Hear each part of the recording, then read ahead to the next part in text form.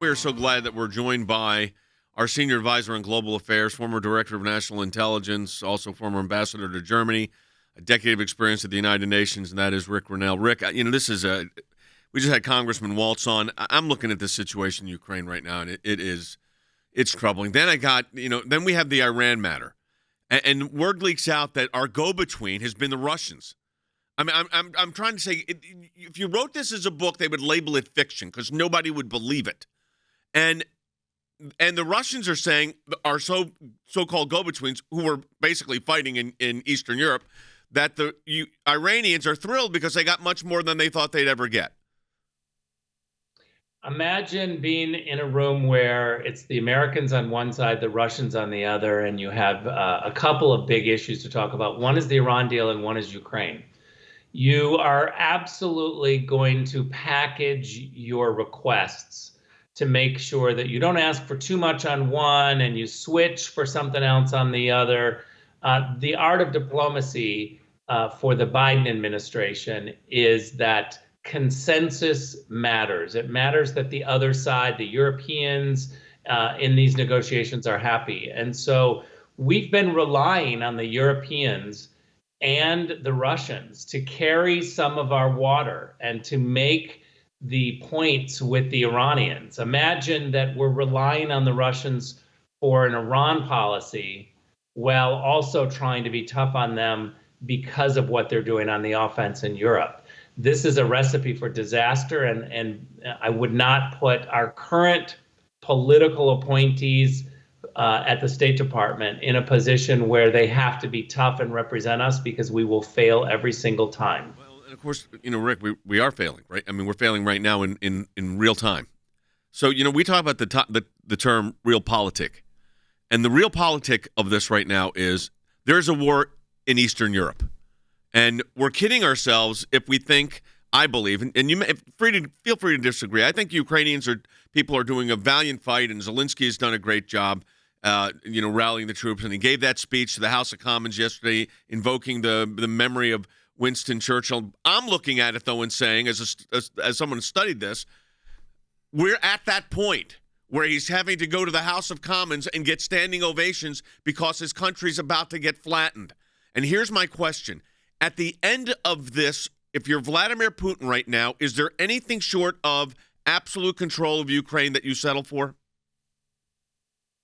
It's a good question. I think that his pride and his pride of country is on the line. And so, no, I think, he's said that he wants to take over Ukraine. I think that he's got to move forward with that. Remember, he's not a rational actor. We're not going to be able to put rational arguments on him like, oh, you're under sanctions and your country seems to be in turmoil economically and reputationally. He doesn't think like that. He's surrounded by people who just work for his crony ways, and it's like a mafia style organization over there. He doesn't really care about the people. He doesn't care about anything other than money and power. And so I don't think that he's going to calculate rationally, and we shouldn't, and the agencies, the intelligence agencies of the United States shouldn't put rational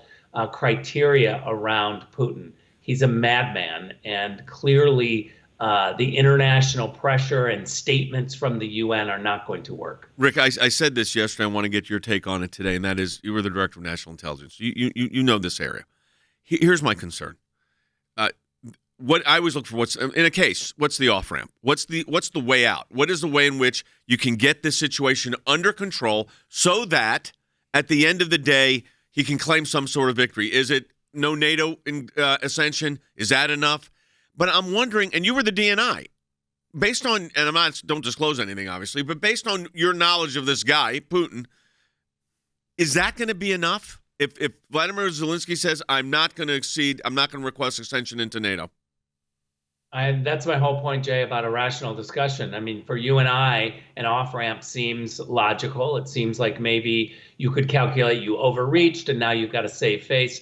That is not going to happen with Vladimir Putin. He is, let me just be very clear. He's in a different state. and we cannot subscribe rationality to him. If we could, Bill Burns, who is the head of the CIA and who was ambassador to Russia, would have been able to somehow maneuver this before we saw a bloody war unfold. But we're not dealing with a rational actor, and that's the whole scary part here. I asked this question to Congressman Waltz. I want to ask this question to you, and I'm not asking for a prediction. And I want to see look, I've said this before. Ukraine has got its own internal problems and has had its own internal problems. They have oligarchs. There's corruption. There's all kind of problems. But the people are trying to live, and the people in the towns and the villages are working, and they just wanted to go along with their lives and feed their families and educate their kids.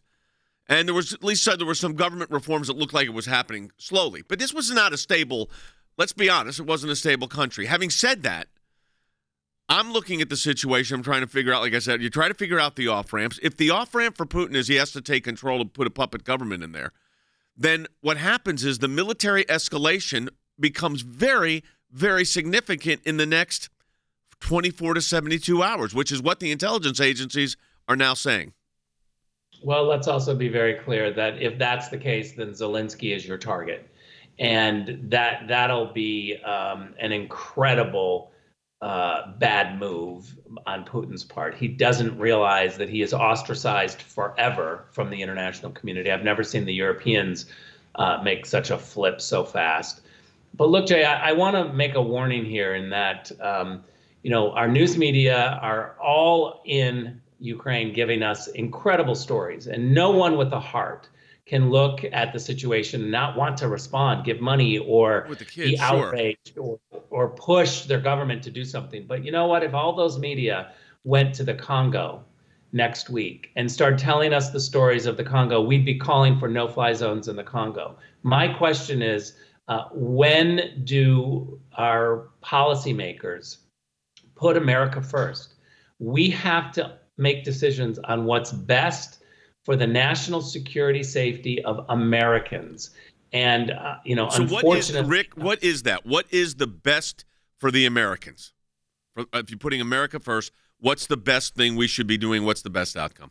With only a minute left. Well, first of all, I have to say that there are terrible and really terrible choices because of Joe Biden. Yep. The best outcome would be to completely replace this White House and diplomatic team and put somebody else in. But they put us in this terrible situation where we have to answer questions like this, like what now after all of this time? We wouldn't be in this situation if Donald Trump was in office. But I have to say, I'm against a no-fly zone. I'm against trying to escalate this with the Russians. Me too.